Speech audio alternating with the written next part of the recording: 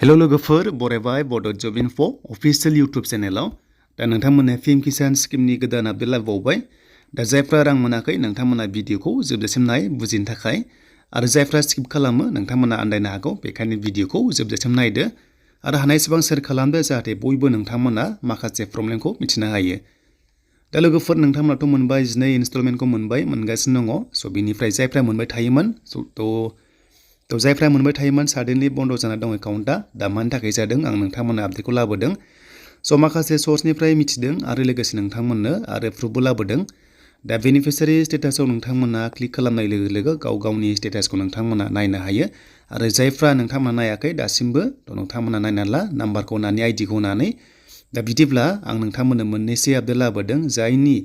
एकाउन्टआव राङा हाबबाय थायोमोन नाथाय साडेनलि हाबासै बन्द खालामबाय बेंकनिफ्राय रिजेक्ट खालामबाय दा बेखौ मा खालामनाया मोजां आरो मा खालामबा स' नोंथांमोना रांखौ मोननो हागोन बेनि सायाव मोननैसो आपडेट लाबोदों जाहाथे नोंथांमोना बे खामानिखौ मावोब्ला जाहाथे मोननो हायो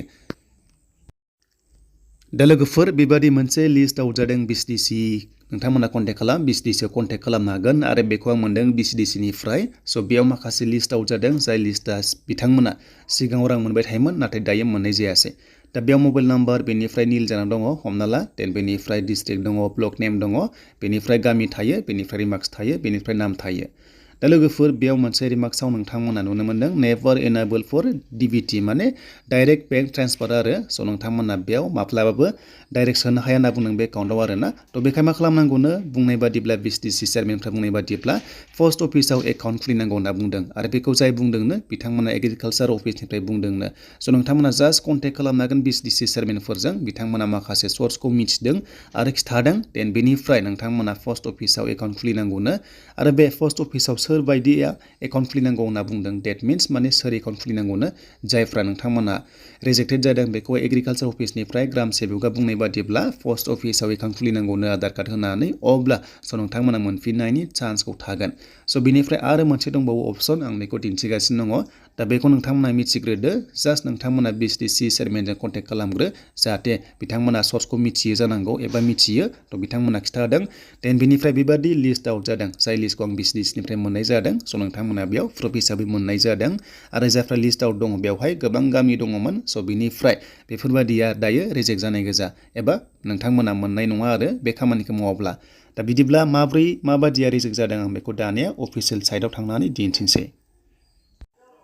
स' दानिया नाय नोंथांमोना स्टेटासा रिजेक्टेड बाय बेयाव दङ बेंक बा PFMS होनना बुंदों आरो स' जायफ्रा बेबादि दङ ना अब्ला नोंथांमोननि एकाउन्टआव राङा हाबनाय नङा आरो बेनिफ्राय नै दहाय जों प्रुफ नायनाया बेबायदि UID नेभार एनेबलआ स' एनेबल जायाखै आरो नोंथांमोनखौ कन्टेक्ट खालामनो होदों ब्रान्चजोंहाय बेंकजों नोंथांमोना आधार कार्ड लिंक खालामनांगौनो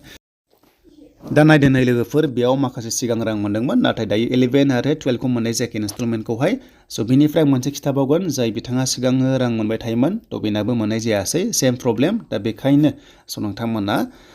कन्टेक्ट खालामनो हागोन बिसिडिसि चेयारमेनजों बा पस्ट अफिसाव थांनानै नोंथांमोना सोंहैनो हागोन जे बेबादि नंमारगौ नामा होननानै नाथाय बिथांमोना चेयारमेना पार्सनेलि बुंदोंमोन जे आं रायलायदोंमोन एक्सुवेलि थ' बुंदों जे जायफ्रा रिजेक्टेड लिस्ट आउट फैदों स' नोंथांमोनखौहाय पस्ट अफिसाव कन्टेक्ट खालामनो होदों एकाउन्ट खुलिनांगौ होननानै आरो लोगोसे नोंथांमोना बे खामानिखौ जास्ट नोंथांमोना स्टाडि खालामग्रो थ' नोंथांमोना सोंबानो जाबाय बिसिडिसि चेयारमेनफोरनाव